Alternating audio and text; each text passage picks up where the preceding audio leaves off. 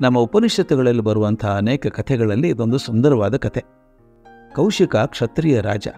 ಅವನಿಗೆ ತಾನು ವಶಿಷ್ಠರಾಗಿ ಬ್ರಹ್ಮರ್ಷಿ ಆಗಬೇಕು ಅನ್ನಿಸ್ತು. ಛಲದಿಂದ ಪ್ರಯತ್ನ ಮಾಡಿದ, ದೀರ್ಘ ತಪಸ್ಸು ಮಾಡಿದ, ಸಿದ್ಧಿಗಳನ್ನು ಪಡೆದ. ನಡುವೆ ಕಾಲು ಜಾರಿದ, ಮೇನಕೆಯನ್ನು ಕಂಡು ಮೋಹಿತನಾದ. ಅದು ಜಾರಿದರೂ ಕೂಡ ಅಲ್ಲೇ ಉಳಿಲಿಲ್ಲ. ಕೊಡುವಿಕೊಂಡು ಮೇಲೆದ್ದು ಸಾಧನೆ ಮುಂದುವರಿಸಿದ.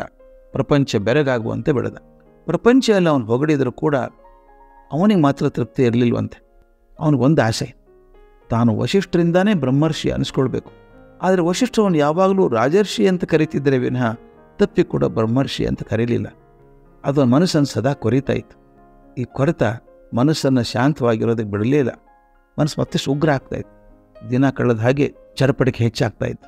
ಒಂದು ದಿನ ಇನ್ನು ತಡ್ಕೊಳ್ಳೋಕೆ ಸಾಧ್ಯ ಇಲ್ಲ ಅನಿಸ್ಬಿಡ್ತು. ಆರಿಸ್ಕೊಂಡು ಒಂದು ಹರಿತವಾದ ಖಡ್ಗ ತಗೊಂಡು, ಎಷ್ಟಾದರೂ ಕ್ಷತ್ರಿಯ ತೇಜ ಅಲ್ವಾ, ಖಡ್ಗ ಹಿಡ್ಕೊಂಡು ವಶಿಷ್ಠರ ಆಶ್ರಮದ ಕಡೆಗೆ ಸಂಜೆ ಬಂದರು. 2 ದಿನ ವಿಚಾರ ಮಾಡಿದರು. ಇವತ್ತಿನ ದಿವಸ ಏನಾದರೂ ಒಂದು ತೀರ್ಮಾನ ಆಗಲೇಬೇಕು ಅಂದ್ಕೊಂಡ್ರು. ವಶಿಷ್ಠರು ತನ್ನ ಬ್ರಹ್ಮರ್ಷಿ ಅಂತ ಒಪ್ಕೊಂಡು ಕರಿಬೇಕು, ಇಲ್ಲದೆ ಹೋದರೆ ಈ ಖಡ್ಗದಿಂದ ಅವ್ರ ತಲೆ ಉಳ್ಳಬೇಕು. ಅದೇ ಕೋಪದಲ್ಲೇ ವಶಿಷ್ಠರ ಆಶ್ರಮ ಸೇರಿಕೊಂಡ್ರು.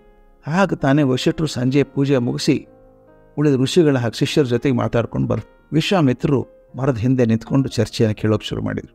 ಸ್ವಲ್ಪ ಹೊತ್ತಿನ ಮೇಲೆ ಋಷಿಗಳೊಬ್ಬರು ವಶಿಷ್ಠರನ್ನ ಕೇಳಿದರು, ಬ್ರಹ್ಮರ್ಷಿಗಳೇ, ತಮಗೆ ವಿಶ್ವಾಮಿತ್ರರ ಸಾಧನೆ ತಿಳಿದಿದೆ. ಎಷ್ಟು ದೊಡ್ಡ ಸಾಧನೆ ಮಾಡಿದ್ದಾರೆ. ಇಡೀ ಪ್ರಪಂಚ ಅದನ್ನು ಗುರುತಿಸಿದ್ರು ಕೂಡ ತಾವು ಮಾತ್ರ ಅವ್ರನ್ನ ಬ್ರಹ್ಮರ್ಷಿ ಅಂತ ಕರೀಲಿಲ್ಲ, ಯಾಕೆ?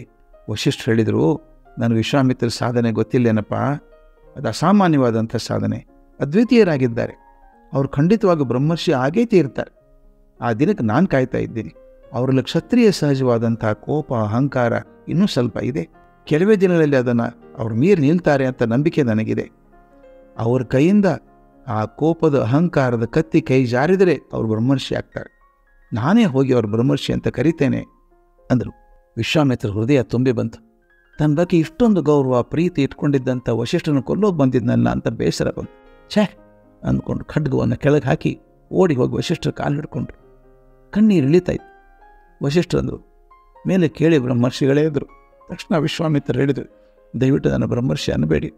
ನಾನು ಯಾತಕ್ಕೆ ಬಂದಿದ್ದೆ ಗೊತ್ತಾ ಸ್ವಾಮಿ ಅಂತ ಖಡ್ಗ ತೋರಿಸಿದ್ರು ವಿಶ್ವಾಮಿತ್ರ. ಈ ಯಾವುದಕ್ಕೆ ಬಂದಿದ್ದೀರಿ ಅನ್ನೋದು ಮುಖ್ಯ ಅಲ್ಲ ವಿಶ್ವಾಮಿತ್ರರೇ, ಏನು ಮಾಡಿದಿರಿ ಅನ್ನೋದು ಮುಖ್ಯ.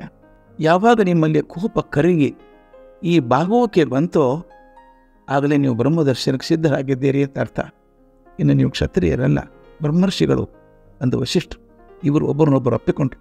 ಸುಂದರವಾದ ವರ್ಣಾಶ್ರಮ ಧರ್ಮ ಸ್ವಾರ್ಥದಲ್ಲಿ ಕರಗಿ ಹೋಗಿ ಕುರುಪವಾದ ಜಾತಿಯಾಗಿ ನಿಂತಿದೆ ಇವತ್ತು. ಜಾತಿ ಆಕಸ್ಮಿಕವಾಗಿ ಹುಟ್ಟಿನಿಂದ ಬಂದದ್ದು. ಎಲ್ಲ ಜಾತಿಗಳು ಕೂಡ ಸ್ಮಶಾನದಲ್ಲಿ ಮಣ್ಣಾಗಿ ಬೂದಿಯಾಗಿ ಹೋಗ್ತವೆ. ನಮ್ಮ ಜೀವನವನ್ನು ನಿರ್ದೇಶ ಮಾಡೋದು ಜಾತಿ ಅಲ್ಲ ಸ್ವಾಮಿ. ನಾವು ಬದುಕಿದಾಗ ಜನರೊಂದಿಗೆ ನಡೆದಂಥ ತೋರಿದಂಥ ನಡೆ ಇದೆಯಲ್ಲ, ಅದು ನಮ್ಮ ಜಾತಿಯನ್ನು ಸಾರ್ತದೆ. ವಿಶ್ವಾಮಿತ್ರರ ಜೀವನದ ಸಾರ ಅದು.